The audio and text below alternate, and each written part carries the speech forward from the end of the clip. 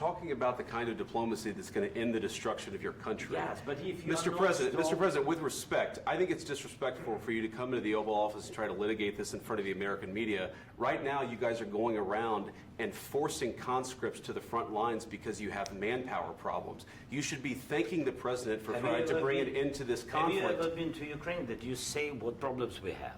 I have been to. Count once. I've actually watched and seen the stories, and I know what happens is you bring them on a propaganda tour, Mr. President. Do you disagree that you've had problems bringing people into your military? And do you think that it's respectful to come to the Oval Office of the United States of America and attack the administration that is trying to prevent the destruction of your country? A lot of questions. Let's start from the beginning. Sure. First of all, during the war, everybody has problems, even you, but you have nice ocean and don't feel now, but you will feel it in the future. God bless. You don't know that. God bless. You God bless. You will not have a war. Don't tell us what we're going to feel. We're trying to solve a problem. Don't tell us what we're going to feel. I'm not telling you. Because you're in no position to dictate that. That's exactly what you're doing. You're in no position to dictate what we're going to feel. We're going to feel very good. You will feel influence. We're going to feel very good and very strong. You will feel influence. You're right now not in a very good position.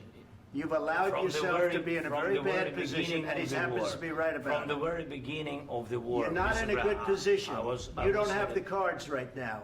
With us, you start having not cards. Playing cards. Right now, you don't. You're playing cards. You're playing cards. Serious. You're gambling with the lives of millions of people. You're gambling with World War III. You're gambling with World War III. And what you're doing is very disrespectful to the country, this country. That's back to you. Far more than a lot of people said they should have. Have you said thank you once? This a entire lot of meeting? times. No, in this Even entire today. meeting have you said thank Even you? today. You went to Pennsylvania and campaigned for the opposition in October. Offer some words of appreciation for the United States of America and the President who's trying to save your country.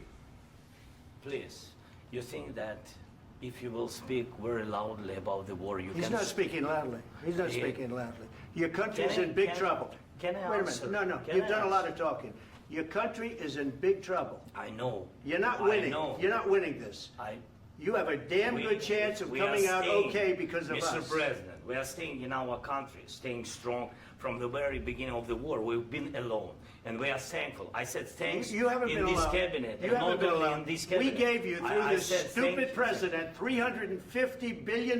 You voted we gave for you your military president. equipment, You and your voted men for are your brave, president. but they had to use our military. What about West? If you didn't have You our invited military me- equipment, you invited if me you to didn't speak. have our military equipment, this war would have been over in 2 weeks. In 3 days, I heard it from Putin. In 3 days, this is something Maybe new. less. In 2 weeks, of course, yes. It's going to be a very hard thing to do business like this. I tell you. Just say thank you. I said a lot of times thank you to American people. Accept that there are disagreements, and let's go litigate those disagreements rather than trying to fight it out in the American media when you're wrong.